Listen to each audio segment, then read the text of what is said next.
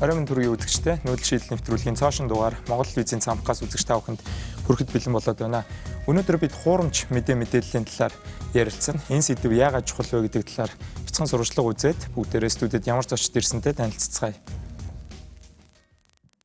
Мэдээлэл технологийн 90 зуунд хэвлэл мэдээлэл хэрэгсэл болон цахим орчинд хуурамч мэдээллээс үүдэх сөрөг үр дагавар нь хувь хүний эрх ашигаас эхлээд улс үндэстний хэмжээнд хүртэл нөлөөлөх хүчрхэгжиж байгааг олон улсад тэр дундаа Америкийн нэгдсэн улсын ерөнхийлөгчийн сонгуулийн дараачаас түлхүү онцолж байна. Тэгвэл манай улсад гарсан зарим хуурамч мэдээллийн жишээг дурдъя. Хамгийн сүүлийн жишээг авч үзвэл оны өмнөхөн 11 сард зээгээс салхилуулж явсан насны зургийг нууцаар авч нэлэх хүүхдийг ганцчил архиар зарна гэвүү гэсэн тайлбартай мэдээлэл анх Twitter хуудсанд дараа нь мэдээллийн сайтуудаар тарсан байдаг. Олон нийт үнэн худал нь тодорхойгүй мэдээллээс болж насны зурган дор түүнийг элдвээр харааж байсан юм.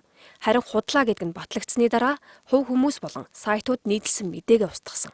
Тухайн гэр бүл гомдол гаргасан учраас уг хэргийг сонгон найрхан дүүргийн цагдаагийн 3 дугаар хилтэст шалгаж байна. Сүүлийн үед Монгол банк 50 мянган төгрөгийн мөнгөнд тэмдэгт хэвлэж гүйлгээнд нэвтрүүлэх гэж байгаа гэсэн мэдээлэл гарч мөнгөнд тэмдэгтийн зохиомол зураг хүртэл олон нийтийн дунд тархсан. Үүнийг Монгол банкны зүгээс албан ёсоор хуурамч мэдээлэл гэдгийг мэдгдсэн юм. Бүгд найрамдах Чех улсын элчин сайдын яамны цахим маягийг дуурайлган хийж Чех улсад ажиллах урт хугацааны виз гаргана гэсэн хуурамч мэдээлэл таран иргэдийг залилсан хэрэг гарсан. С 'ижигтнүүд одоогийн байдлаар 35 иргэнээс 32 сая төгрөг залилсан тогтоогдсон байна. Жүжигчин Цэрэн Болдын нэрээр хуурамч хаяг нээж хөтлөн явуулж худал мэдээлэл бичиж байгаа талаар тэрбээр албан ёсны хуудасаараа мэдээлсэн. Ийм асуудал Монгол төдийгүй олон улсад түгээмэл байдаг. Олон нийтийн хүндэлдэг, даган дуурайдаг хэн нэгний нэр хүндийг ашиглан хувийн ашиг сонирхлоо гүйцэлдүүлэх, олон нийтийн дунд төөрөгдөл үүсгэх, мөнгө олох явдал ихсэж байна. Олон нийтийн сүлжээний хэрэглэгч заавал үнэн мэдээлэл оруулах албагүй, хувийн мэдээлэлээ нууцлах боломжтой байдаг нь хуурамч мэдээлэл түгэх нэг шалтгаан болж байгаа юм а. Мөн лайк цуглуулах, хандлт нэмэгдүүлэх зорилгоор олонний танил хүмүүсийн талаар шууган тархууц хуурамч мэдээлэл түгэх, олон жилийн өмнөх хэлийн чанд дахь мэдээллийг саяхан болсон мэтээр санаатай болон санамсаргүй түгээж олон нийтийн санаа бодолд нөлөөлдөг.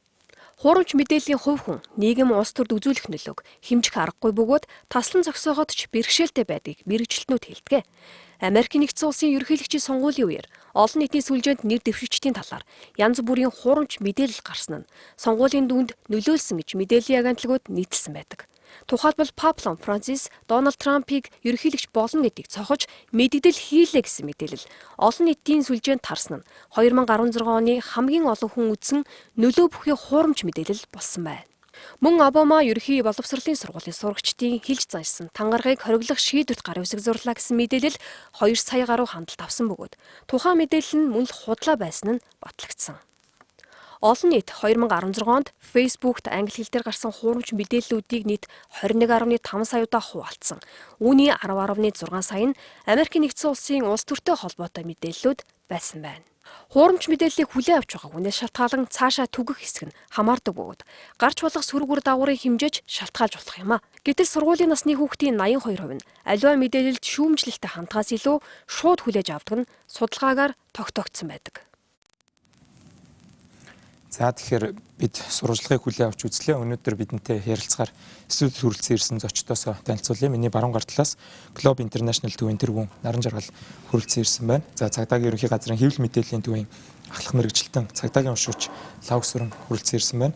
За харилцаа холбооны төсөөлөх орны мэдээлэл харилцаа холбооны технологийн хөгжил зохицуулалтын хэлтсийн дарга Лувсан Очир хүрэлцэн ирсэн байна. За миний зүүн гар талаас хуульч судлаач Галбаатар бидэнтэй цуг нэгтгэхээр ирсэн байна. За Тренд цэгийн сайтын ерөнхий редактор Болор Эрдэнэ ирсэн байна. За Ариусхан ертөнц сэтгэл зүйн төв сэтгэл заслын эмнэлгийн сэтгэл засалч Эрдэнэбаатар хүрэлцэн ирсэн байна. Та бүхнийг өнөөдөр манай хэлцүүлэгт ирсэнд баярлалаа. За тэгэхээр худал мэдээллийг үндсэнд нь бол зарим сэтгүүл зүйн сургуулиуд ингээ 3 төрөлд хувааж болдгоо гэдгсэн байна. Хуурамч мэдээлэл, за алдаатай мэдээлэл, за хошин өгөөдөл гэж хэлсэн байна. Тэгэхээр төрөл бүрийн судалгаанаас сая бид бүхэн хүлээж авлаа. За Америкийн алдартай Pew судалгааны төвийн судалгаагаар насан туршидтын одоогор бол хойд Америкт бол 62% нь сошиал медиагаар зөвхөн өөрсдийнхөө өдөртний мэдээллийг авж ийн гэсэн нэг ийм юм байна. Тэгэхээр манад одоо хуурамч мэдээлэл яг ямар эрх зүйн зохицуулалтаар зохицуулагдж байгаа болов гэдгийг би эхлээд хуульч Галбаатараас сонирхмоор байна л да. Юуг нь хуурамч гэж үзэх үү? Тэрийг яаж нэгтэлж үзэж ийн ер нь яг хуулиар бол? За тэгэхээр хурамч мэдээллийн асуудал бол зөвхөн Монгол улсын юм биш, дэлхийн нийтийн асуудал ачлаа л да. Тэгэхээр эхлээд олон улсын зохицуултын талаар нь хэлэх нь зүйтэй баг. За 1966 онд батлагдсан 90-ийн болон улс төрийн тухай олон улсын пакт гэж байгаа. За үүний 19 дугаар зүйлд хүн үзэл бодлоо чөлөөтэй илэрхийлэх хэрэгтэй. Энэ эрхээ эдлэхдээ бусдын эрх нэр хүндийг гутаахгүй байх ёстой гэсэн ийм шаардлагыг тавьсан байдаг л та. Тэгэхээр хурамч мэдээлэл гэдэг энэ эрх зүйн зохицуулалт талаас үзэх юм бол одоо нэг талаар үзэл бодлоо илэрхийлж байгаа эрх чөлөө боловч түүнийг хэтрүүлсэн бусдын эрх нэр хүнд үндэсний аюулгүй байдал одоо санаатаар зориуд хөрл очруулах тийм мэдээллийг ойлгож байгаа юм л да. Тэгэхээр эрх зүйн зохицуулалтын хувьд бол та бол үзэл бодлоо мэдээлэл бусдад түгээх нь бол боломжтой. Гэхдээ бусдын эрх нэр хүндийг хамгаалах шаардлагатай гэдэг ийм шаардлага байгаа. Монгол улсын хуулийн хувьд бол Иргэний хуулийн 21-р зүйлд бусдын нэр төр алдар хүндийг гутаас мэдээлэл явуулж болохгүй. Бусдын талаар мэдээлэл явуулах бол заавал баримт нотолгойтой байх хэрэгтэй гэсэн ийм шаардлагыг зохицуулж өгсөн байдаг. Тий. За баярлалаа. Тэгэхээр Globe International төвийн тэргүүн наран жаргал судлаачаас бол сонирхмоор байгаа зүйл нь бол манад бол хэвлэлийн өөрийн зохицуулалтын байгууллага байгууллаа зарим нэг ёс зүйн алдаа гаргасан редакцийг бол гомдол гаргах боломж нь бас бүрдээд ажиллаж байгаа. Гэхдээ өнөөдөр бидний дурдсан жишээ болон сэдвийг хийх болсон шалтгаан маань сошиал медиа дээр маш их хэмжээний одоо хуурамч мэдээлэл гарч ирээд байна гэдэг юм зүйл. Тэгэхээр сошиал медиаг одоо манад ямар зохицуулалтаар энэ хуурамч мэдээллийг иргэдийг хохирохоос сэргийлэх боломжууд харагдаж байна. Зохицуулалтууд байгаа зохицуулалтаас та хаваалцаач. Тэгэхээр яг энэ мэдээлэл харилцааны технологи бол хүний санаанд оронгүйгээр хүний зан үйл тийм ээ одоо нийгмийн соёл, нийгмийн сэтгэл зүй бүх юмд ингэж нөлөөлж байна л да. Энийг бол магадгүй анх зохион бүтээгдсэн хүмүүс нь ч гэсэн байдал бол нэг өдөр юм болно гэдгийг бол урьдчилж хараагүй байх. Урьдчилан төсөөлөгч бас боломжгүй байсан байж магадгүй. Гэхдээ нэгдсэн үндэсний байгууллага одоо түүний төрөлдсөн одоо илэрхийлэх эрх чөлөө, хэл мэдээллийн эрх чөлөөгөөр одоо үйл ажиллагаа явуулах гол одоо эрх бүхий төрөлдсөн байгууллага нь ЮНЕСКО байдаг. Тэгэхээр ЮНЕСКО болоод нэгдсэн үндэсний байгууллагын зүгээс баримталж байгаа гол одоо зүйл нь бол тусгай илтгэгчдийн болоод тэдний одоо гаргасан тунхаглалын тарт бол хүний одоо уламжлалт хэвлэл мэдээллийн хэрэгсэлтэй байх үед хүнд аль хэдийн олгогдсон тэр эрх чөлөөгөө бол хүн бас одоо энэ одоо захим ертөнц дээрэс нь нийгмийн сүлжээний үед ч гэсэн одоо хэрэглэхий эдлэнэ гэсэн одоо ийм гол одоо зүйлийг л тунхагласан байдаг. Тэгвэл мэдээж хэрэг одоо нийгмийн сүлжээ нэгэнтээ өөрөө ингээд одоо сошиал медиа нийгмийн сүлжээ гэж яриад эхэлсэн учраас энэ бол өөрөө одоо технологийн одоо шинэлэг зүйлийн хувьд ингээд аваад үзэхэд бол хүн тухайн ертөнцид өөрийнхөө зан үйлийг өөрийнхөө одоо ёс суртахууныг тийм ээ одоо баримтлах өөрийгөө тодорхойлох одоо ийм л ганцын одоо бараг цорын ганц гэж хэлж болохоор одоо ийм л зүйлийг бий болгож байгаа. Тэгэхээр би ямар мэдээллийг энд байршуулах уу? Би ямар мэдээллийг хуваалцах уу, тийм ээ? Би ер нь хий юм бэ гэдгийг бол ерөөсөө сошиал ертөнцөөс харна. Тэгэхээр ерөнхийдөө бол хүн бол захим ертөнцид хүн бол өөрөө маш их олон одоо өгөгдлийг өөртөө агуулсан тийм этгээд болж хувирсан захим ертөнцид. За баярлалаа. Тэгэхээр мэдээч хэрэг ЮНЕСКОгийн баримталж байгаа зарчим бол бас хүний олгогдсон үзэл бодлын эрх чөлөөгөө сошиал орчинд бид нэр аваад очсон гэж ойлгож болохоор. Тэгэхээр гол нь бол ерөнхийдөө гол баримталж байгаа зүйл бол ерөнхийдөө сошиал медиаг бол ер нь мэдээллийн одоо сувгуудыг бол энийг бол мэдлэгийн талбар гэж үзэж байгаа. Энийг бол хүн мэдээллийг бүтээдэг, зохиодог, хуваалцдаг, тийм ээ, түгээдэг ийм талбар гэж үзэж байгаа. Энэ явцад бол мэдээж хүн бүхэнд нөгөө ёс зүйн одоо мэдрэмж нь ийм өндөр байдаггүй учраас тэрийг бол урвалж ашиглах, тийм ээ, өөрийнхөө зорилгот ашиглах тийм янз бүрийн одоо зохисгүй үйлдэлүүд бол гарч байгаа л да. Тэгэхээр энэнийг яах вэ гэдэг нь бол бас дараагийн тийм улс орнуудын өөрсдийнх нь одоо бас бодууштай төрийн бодлого байхаар ийм зүйлүүд байгаа. За баярлалаа. Тэгэхээр цагдаагийн төлөөллөөс хавсүрэн учирчаас бол сошиал медиа бол өнгөрсөн жилүүдэд монголчууд хэрэглээгээрээ бол одоо зарим нэг олон улсын тэмцээн дээр бол монголчууд өөрсдийнхөө туугийг тавих ч юм уу оролцогчдод дэмжигчдэр бол манад одоо байгаатайгаар харилцаа холбоог зохицуулахаар бол илүү бас сүүлийн 6 сарын судалгаагаар илүү их тоонуудыг хэлнэ. Гэхдээ ойролцоогоор 1 сая одоо Facebook хэрэглэгч за 200-300 мянган Twitter хэрэглэгч энэ төр байхаар яг цагдаагийн газар ажиллаа хийхэд энэ хуурамч мэдээлэл танай ажлыг хэв журам хангаж нийгмийн тайван байдлыг хангахад хэр садаа болж чинь гэж та үзэж байна. Яг мэдээллийн гол дээр байгаа юм. Тэгээ түрүү бас цугсан гарлаа л да нэг оны өмнө гарсан шил ярихаар хүүхдэд зарна гэсэн мэдээлэл гарсан. Ийм мэдээлэл нь өөрөө нийгэмд их хор хөнөөлтөй байдаг. Нийгмийг айдас түгшүүр давтуулах, нийгтийн хэв журам зөрчигдөх юм ас магадлал өндөртөө болоод эхэлдэг. Тэгэхээр ийм мэдээллүүдээр цагдаагийн байгууллага бол тодорхой хэмжээний арга хэмжээнд давж ажилдаг. За цагдаагийн ерөнхий газрын эрүүгийн цагдаагийн газрын кибер гэмтрэхтэй тэмцэх хилцс гэж байгаа. Энэ хилцэд бол өнгөрсөн 2016 онд бол 50 гаруй хэрэг дээр эрүүг шалгалтын ажиллагаа хийгдэж 50 гаруй хувьд нь бол эрүүгийн эрг үүсгэн шалгасан байгаа. За 2016 оны тухайд бол улсын хэмжээнд бол нийтдээ бол 166 удаа бол энэ мөрдөн байцаагч болон байгууллагуудаас бол алтан даалгаврын журмаар бол энэ Facebook, Twitter дээр гарсан энэ хуурамч мэдээллийг тодруулах энэ чиглэлээр бол энэ кибер гэмтрэхтэй тэмцэх хэлцээс бол ажилласан байдیں۔ Тэгэхээр иргэд бол энэ цахим орчинд бол баталгаагүй мэдээллийг их сурвалжгүйгээр тавихгүй байх тал дээр анхаарах зайлшгүй шаардлага байгаа юм л да. Түрүүн бас нарийн жаргал дараа хэллээ. Энэ хувь хүний өөрийн ёс зүйтэй холбоотой асуудал. Тэгэхээр Монгол хүмүүсүүд бас амны бэлгээс ачтын бэлэг гэж яригддаг. Муу юмыг зөвгнөхгүй байх тий. Хит их муу юмыг бас энэ Facebook, Twitter-ээс явагдаж байна л да. Тэгэхээр өнөөдөр гэхэд бол Централ Тавар дээр бол бөмбөг дэлбэлгэж чинь гэсэн мэдээл Facebook орчинд ихж гараад ингээд дараа нь сайтууд гараад эхэлж байгаа. Энэ бол өөрөө нийгэмд хор хөнөөлтөй юм мэдээлэлүүд байгаад энэ цаашдаа хор хөнөөлтөй гэсэн юм байгаа юм л да. Энэ тал дээр бол цагдаагийн байгууллагаас тодорхой хэмжээний ажлууд хийгдээд явагдаж байгаа. За тэгэхээр оны туршид бол 166-аас гомдлоор за 50% нь эрүү үүсгэн шалгасан гэдэг бол бас том мэдээллүүд байна. Тэгэхээр Trends цэгийн сайтын редактор Болор Эрдэнэс бол яг та бол яг нэг нийтлэл дээр бол яг хоолон дээр утгатай комментчд гэж яг сэтгэл бичиж байгаа. Гэхдээ мөнгө аваад өөрийнхөө үзэл баримтлалаас эсрэг зүйл бичиж хүний нэр хүндэд халдж байгаа хүмүүсийн талаар бол ерөнхийлөн жишээ авч юм нийтлэл бичсэн байсан. Тэр бол бас цахим орчинд нэлээд тийм их газар авч за яг нэр хүндэд нь сэвтжүүлсэн хүмүүс бол одоо их баяртайгаар хүлээж авч ирсэн л да. Ямарваа нэгэн хэвлэл мэдээллийн байгууллага бас ингээд ийм зүйл байна гэдгийг гаргаж ирж хэлж байхад яагаад тэр нийтлэлийг бичих болсон бэ да? Сая ингээд өмнөх 3 асуулт маань ерөнхийдөө өмнө бодлоор нөгөө хатуу систем талаасаа зохицуулалт талаасаа асуултууд явж байгаа. Энэ төрийн зохицуулалт тийм ээ. Эсвэл нэгдсэн улсын байгууллага талаас юу гэж харж байна? Эсвэл яг гэмт хэрэгтэй тэмцэх хуулийн систем энэ гэдэг утгаараа.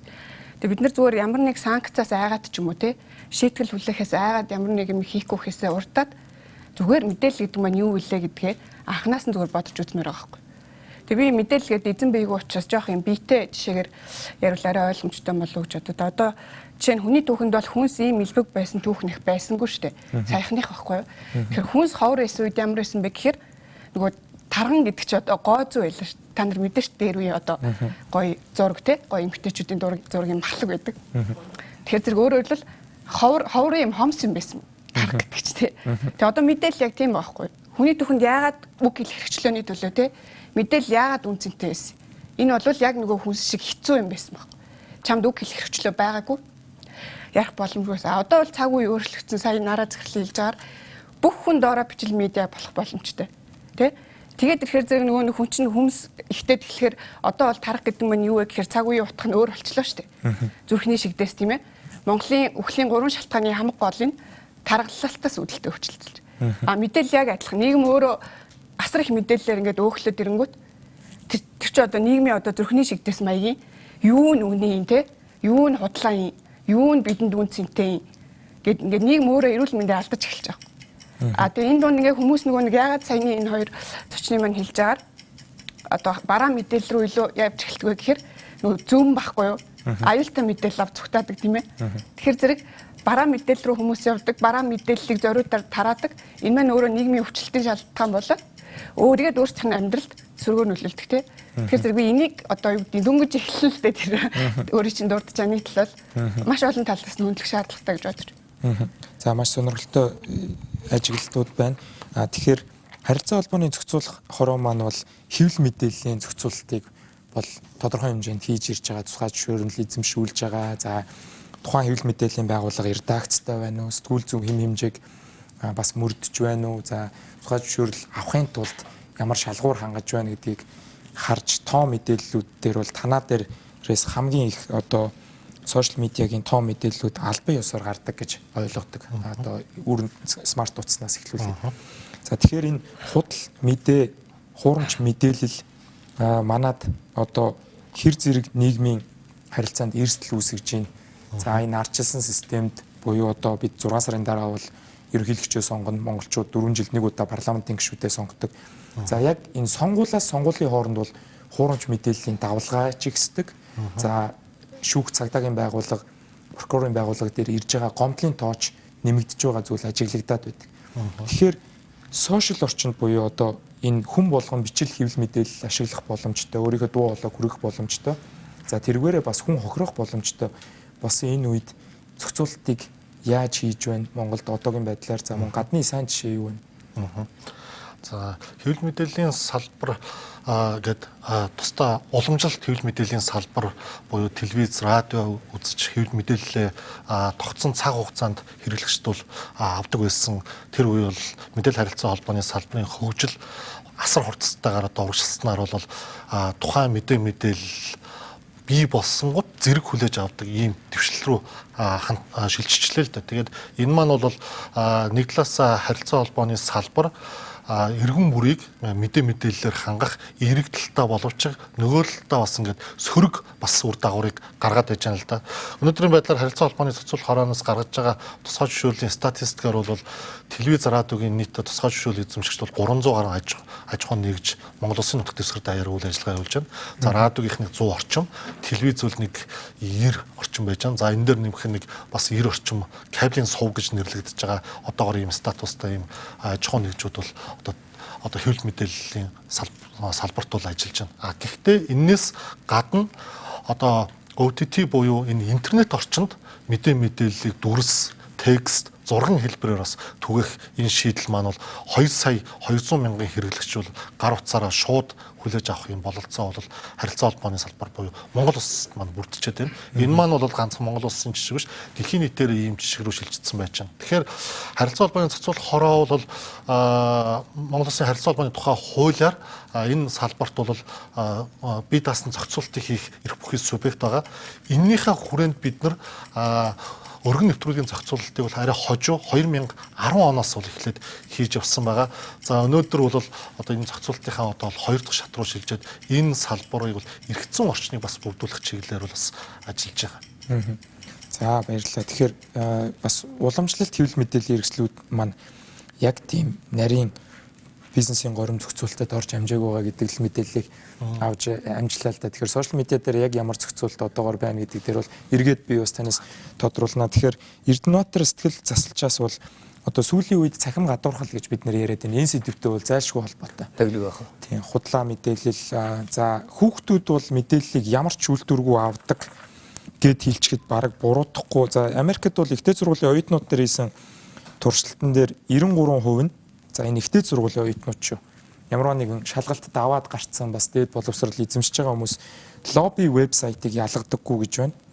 За ямар нэгэн зүйлийг зархаар одоо тухайн мэдээллийг эерэг талаас нь харагдуулах вебсайтыг ялгаж чаддгүй. За дунд сургуулийн хүүхдүүдийн 80% нь sponsored content буюу одоо хэн нэгэн мөнгө төлөөд танд үзүүлж байгаа агуулгыг бас ялгаж мэддэггүй гэдэг ийм судалгаанууд байд юм байна. За манай хувьд яг ийм социологийн судалгаанууд хийгдсэн хэсгийг сайн мэдэхгүй байна. Гэхдээ энэ худлаа мэдээлэл нь сэтгэл зүйд буюу нийгмийн сэтгэл зүй болон хувь хүний сэтгэл зүйдээр яаж буугаад байна гэж та ажиглаж байна. Тэгэхээр үнэхээр мэдээлэл бол өөрөө зэвсэг маш хүчтэй нөлөөллийн хэрэгсэл болдгийн хувьд нийгмийн сэтгэл зүйд тэр чигээр нь нөлөөлж нийгмийн сэтгэл зүйг тэр чигээр нь өөрчлөх байлдан дагуулах хүснээрээ эргүүлэх тийм боломжийг олгодог. Үнэхээр яг зөвөр за хэмжээг нь жоохон амруулаад аваад үзэх юм бол дэлхийн хэмжээнд сүүлийн үед дэлхийд дахинд болж байгаа олон өнгө товсголууд байлаа. Тэр болгоныг харж байхад за хамгийн сүүлийн Америкийн одоо сонгуулийн жишээг харж байхад зөвхөн оюутнууд, хүүхдүүд биш, том насан турш хүмүүс хүртэл тэр хуурамч мэдээллийн золиос хохирогч болж тэр мэдээллийг цацж байгаа хүмүүсийн гарт одоо тоглоом болох эрсдэл магадлал маш өндөр байна. Тийм болохоор ер нь түрүүн бид нэр ярьжсэн шүү дээ. Ямар ч тохиолдолд хүүхдийг бүр бага наснаас нь ахуулаад ямар ч төрлийн мэдээлэлтэй ажилд сургах тийм чадварыг эзэмшүүлэх шаардлага байна. Ямар мэдээлэл нь үнэн бодит мэдээлэл ямар мэдээлэл нь эерэг нөлөө үзүүлэх вэ? Ямар нь сөрөг нөлөө үзүүлэх вэ гэдгийг маш сайн тийм ялгаж салгах чадварыг хүүхдүүдэд эзэмшүүлэх хэрэгтэй. Нөгөө талаар насан турсан хүмүүс ч гэсэн одоо за сонгуул энэ жил болно. Сонгуулийн сэтгэл зүйд бол сонгуулийн үйл ажиллагаанд бол яхаарахгүй хуурамч мэдээлэл бол маш өргөн ашиглагддаг. HRPR гэдэг бол өөрөө тийм шүү дээ. Тэгэхээр энэ хуурамч мэдээллийн нөлөөллийн сэтгэл зүйн нөлөөллийн мөн чанар юу вэ гэхээр хүн өөрөө хамгийн түрүүнд аливаа нэгэн шин зүйлийг хүлээж авахдаа анхны сэтгэгдэл гэсэн тийм ойлголт байдаг. За хэн нэгэн хүнтэй танилцлаа гэхэд нэг эхний 30 секундын дотор тэр хүний талаар ямар нэгэн ойлголт сэтгэгдэлтэй болдог. Яг тэр шиг ямар нэгэн мэдээлэл аваад ерөөсөө гарчгаас нь ахуулаад тэр мэдээллийн талаар өөрийн мэдлгүй дүгнэлтүүд хийсэн байж байдаг. Тэгээд тэр дүгнэлтийнхээ дагуу өөрөө ямар нэгэн үйлдэл хийх тийм эрсдэл магадaltaй байдаг. Нөгөө талаар таны хэлдэг хүүхдийг одоо гадуурхах үзэгдэл гэж байна. За энэ бол харамсалтай нь бас дэлхийд дахинд нэлээд хүчтэй. Бүр цаашлах юм бол дунд сургуулийн хүүхдүүдийг гадуурхаснаар амиа хорлоход хүртэл хүргэдэг тийм эмгэлтэй үзэгдлүүд байна л да. За баярлалаа. Тэгэхээр мэдээлэл асар хурдцтай болсон гэдгийг бид бүхэн яг одоо энэ хилцүүлэг маань бас фэйсбүүкээр үзэгчдэд шууд хүрж байгаа. Тэгэхээр та бүхний бас мэргэжлийн үзэл бодол болон судалгааны тоо мэдээллүүд одоо үзэгчд маань хүрж байна. За дээрэс нь үзэгчд маань бидэн лүү саналаа бас шууд ирүүлэх боломжтой. Урд өмнө нь бол хэвлэл мэдээлэлд ийм боломж байгаагүй. За зарим нэг үзэгчдээс ирсэн саналыг харахад сайн баяр гэж хэрэглэгч за 52 секундын өмнө хуурамч мэдээлэл нүүдэл шийдэлт болор эрдэнэ зөв ярьж байна. Цахим ертөнцийн гүтгэлгээс 100 гаруй хэрэг 50-ны эрүүг эерэг үүсгэсэнгээ саяын тоо мэдээллийг хэлж байна. За гомбо муурны эзэн гэдэг твиттер хэрэглэгч санаатаа худал мэдээлэл тарааж үнээсээ ашиг хонжоо олдог бүр хоолоо олж иддэг хүмүүс байна.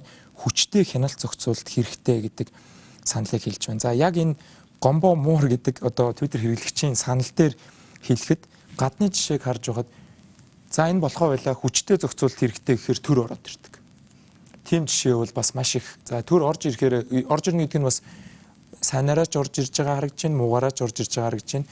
Одоо төрд байгаа төрийн эрхэнд байгаа хүмүүс энийг бас дахиад овжноор ашиглаад хүний үг хэлэх эрхчлөө юм уу, хэвлэлийн эрхчлөөнд зарим нэг зохицуултуудаар халдах гэж орж ирдэг. Тэгэхээр алтан дунджийг олсон тийм сайн жишээ одоо арчлаа хамгаалаад аваад явж байгаа жишээнүүдээс гадны жишээ байна уу гэж эргээл би хууль талаас нь Галбаатараас сонирхмоор байна л да. За сая танаас төрийн зохицуулалт гэдэг ярихаар одоо бол хурамч мэдээлэл өөрөө багасахгүй болмол их болох тийм хандлага байна гэж үзээд тухайлбал Америк нэгдсэн улсын хувьд бол хурамч мэдээлэлтэй тэмцэхэд төрийн шууд оролцоо гэхээс илүү технологийн зохицуулалтыг нэн тэргүүнд тавьж байгаа л да. Энэ өөрөө хиймэл оюун ухаанд суурьсан энэ технологийн зохицуулалтыг нэлээд нэвтрүүлээд эхэлж байна.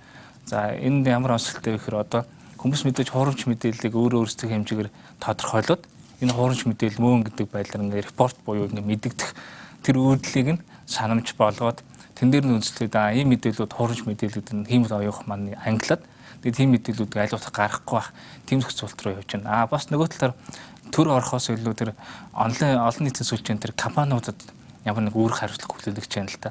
Тухайлбал Facebook, Google гэх мэтийн томоохон вебсайтууд маань өөрийн гэсэн хурамч мэдээллийг ялгаад устгадаг тийм хайлтад гарч ирдэггүй болгодог тийм тохиргоонуудыг хэрэгжүүлээд эхэлчихлээ л дээ. Энийг бас сайн жишээ болов гэж бодож байна. Ер нь бол төрийн оролцоо гэхээс илүү технологийн зохицуулалт нь илүү үр дүнтэй байгаа. Мэдээж төрийн зохицуулалт бол тодорхой хэмжээнд бол байх. Тий. За баярлалаа. Тэгэхээр наран жаргал судлаачаас болохоор түрүүн сонгуул болгоны өмнө бол одоо ийм мэдээллийн одоо дайн өрнөж буруу мэдээлэл өрсөлдөгчийнхөө талаар сөрөг мэдээллийг тараах, тэрэндээ нийгмийн сүлжээг ашиглах гэдэг сүүлийн нэг 2 сонгуулийг ажиглаж байхад бол манай хууль эрх зүйн орчин маань сошиал медиаг бас яг яаж зохицуулахаа мэдэхгүй маш олон нэр томьёонууд харагдаад байна л да. Цахим орчинд гэж нэр томьёо хэрэгжилж байна. За зарим нэр дэвшигчдийг харж байхад нэр дэвшиг одоо өөрийнхөө сонгуулийн вебсайтаа сурчлагаа дуусгаад унтраагаад пэйж одоо Facebook пэйжээ болохоор идэхгүй болгоод хүндэлж байх жишээтэй. За зарим нь бол одоо сурчлагаа хаагдсны дараа ч гэсэн За одоо сурчлагаанд оролцсон бүх хүмүүстээ баярлалаа. Бид нар шүү бүгдээрээ нийлээд одоо төрийн эрхийг авнаач гэдэг юм уу те. Иймэрхүү постууд бол манай сонгогчид сошиал медиа хэрэглэж байгаа хүмүүс бол харж байгаа. Тэгэхээр яг саяын Галбаатарын хилдэг технологийн шийдлээс гадна бусад улсууд юм уу олон улсын байгууллагуудын зүгээс ямар зөвлөгөө өгч байна бид нарыг яг энэ одоо мэдээллийн хаосыг зохицуулахад? Яг нь ерөнхийдөө бол Brexit тэгээд нөгөө одоо Америкийн сүүлчийн сонгуультай холбоотойгоор энэ хурамч мэдээ ялангуяа нөгөө fake news гэдэг одоо энэ нэр томьёо бол одоо нөгөө түн шиг ингэж одоо юу гэдгийг авалцж байна л та. Тэгэхээр ерөнхийдөө нэг Америкийн нэг Jones гэж нэг эрдэмтний үг л дээ. Тэр бол өөрөө нууц хувилдааны онолч юм хүн байгаа. Тэгээд тэр юу гэж хэлсэн гэхээр ер нь бол энэ одоо хурамч мэдээ гэдэг бол хүний энэ бол ингээд одоо нийгмийн үзэгдлийн хувьд энэ бол одоо бүр өөрөө ингээд тоглоом болж эхэллээ гэж байгаа. Тэгэхээр би бол энэтэй санал нэг байна. Энэ бол эмхэрийн тоглоом болсон. Юуны тоглоом бэ гэхээр энэ бол улс төрийн тоглоом байгаа байхгүй юу? Тэгэхээр хурамч мэдээ гэдэг юм одоо ганцхан энэ сүүлийн үеийн асуудал юм уу гэдэг бол энэ бол үгүй. Байсан. Хурамч мэдээ бол байсан. Зүгээр хүн төрөлхтний сэтгүүл зүйн ингээд түүхийг аваад үзэх юм бол анх бол 14 15 дугаар зуунд бол ерөнхийдөө одоо хаан олон улсын худалдаачид одоо наймаачид сүм хийд бол энэ мэдээллийг бол эрхшээлдээ байлгасан. Ерөнхийдөө зохион байгуулалттай одоо сэтгүүл зүйн мэдээг бол эрхшээлдээ байлгасан. Тэрний дараа ингэж түүхийнхаа явцад явсаар байгаад энэ маань өсвөлдөө улс төрийн намуудын одоо тоглоом болж хувирсан. Тэгэхээр улс төр энд хутгалдаад ирэнгүүтээ энэ одоо хурамч мэдээ гэдэг юм өөгшөж эхэлдэг. Яагаад тэгэхээр энэ маань өөрөө нөгөө төлбөртэй мэдээтэй. Ерөнхийдөө хэвлэл мэдээлэл хэрэгслэр чинь 3 төрлийн мэдээ явдаг шүү дээ, тийм ээ. Нэгдүгээрх нь сэтгүүл зүйн мэдээ гэдэг. Энэ бол одоо хамгийн хараатус одоо хамгийн шилдэг юм үнэн мэдээ байх ёстой. Дараагийнх нь бол зар сурталчилгаа PR мэдээлэл явдаг. Тэгэхээр энэ хэн энэ тоглоомыг эхлүүлж гин гэхээр зэрэг энэ маань ерөнхийдөө өөрөө одоо арчлалын соёлоодыг хүний эрхийг дээдэлдэггүй одоо тим нийгмийн улс төрчдийн энэ золиос нь бол эцээц тэр одоо хурамч мэдээ хүлээж авч байгаа ард иргэд болоод идэг байхгүй юу. Тэгэхээр зэрэг бид нар энийг юугаар зохицуулах юм бэ гэхээр мэдээж хэрэг бид нар хүн бүхний шоронд суулгаад байх боломжгүй байна. Тэгэхээр энийг хамгийн сайн зохицуулдаг юм нь бол өөрийн зохицуулалт л байдаг. За баярлалаа. Өөрийн зохицуулалтын талаар танаас бас дэлгэрүүлж сонирхно. Тэгэхээр гэрэл гэж Twitter хэрэглэгч дөнгөж сая Их Британд их сургуулийн 1-р курст бол хэвлэлийн бичиг үсэг тайлагдсан байдал буюу media literacy хичээл бүтэн улирал ордог. Үүн шиг 10 жилд заах хэрэгтэй л дээ гэдэг саналыг хэлж байна. Тэгэхээр цагдаагийн газраас бол одоо та бүхэн ажиллаа ингээд хийхэд одоо энэ иргэнээс ингээд нүд шийдэл хийхээр ингээд гомдлууд бас айгүйх орж ирдэг. Цагдаа нар одоо цагдаагийн цахим гэмт хэрэгтэй тэмцэх албан хоцрогдсон байна. За тэгээд нотлгээд байна гэдэг нь л да нэг иргэн. За энэ хэргийг нь бол би унших боломжгүй гэхдээ маш урт зүйл бичсэн байна. 111-р зүйл зааснаар шалгадаг боловч за элтэд худал зүйлийг олон нийтийн хэрэгслээр тараахад заагаад байдаг боловч сошиал тавигдсан мэдээллийг шалгалтын ажиллагаа явуулахаас холбогдох байгууллагууд татгалздаг гэдэг юм л да. Тэгэхээр өөрөө ингээ хохирогч болчлоо гэж бодоход за нэг хүн занал хийлэлд өртлөө юм уу өөрийн талаар хурамч мэдээлэл тавиадлаа гэж бодоход өөрөө нотлох шаардлагатай цагдаа дээр очиод. Тэгэхээр цагдаагийн байгууллагт бол эрүүгийн хуулийн 110 111 зүйлээр бол иргэд гомдол мэдээлэл өгдөг. Иргэн гомдол мэдээлэл өгөхдөө бол өөрийн харьяа дүүргийн цагдаагийн газар хэлцэд бол биеэр бол бичгээр гомдол мэдээлэл өгөх үүрэгтэй. Энийхэн дагуу бол эрүүг үүсгэн шалгалтын ажиллагаанууд хийгдээд явагддаг. Тэгэхээр манай иргэд нэг зүйл дээр л яадаг л та зүгээр яг Twitter дээр бичсэн юм эсвэл Face дээр байгаа зүйлийг энэ надад занал хийлгэж чинь гэсэн ийм зүйлээр л их хвчлэн яадаг.